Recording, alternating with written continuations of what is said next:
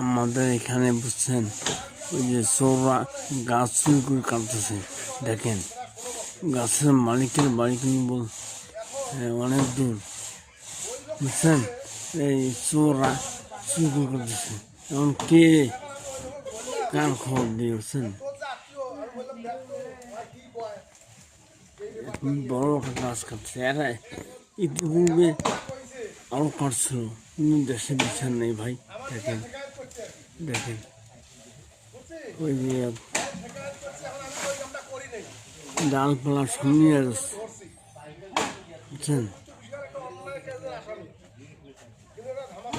এরা খুব বড় সন্ত্রাসী। এরা মানুষের বাগান এবং বন বিভাগের গাছও এরা চুরি করে। সবাই বিষয়টা শেয়ার করে দেন।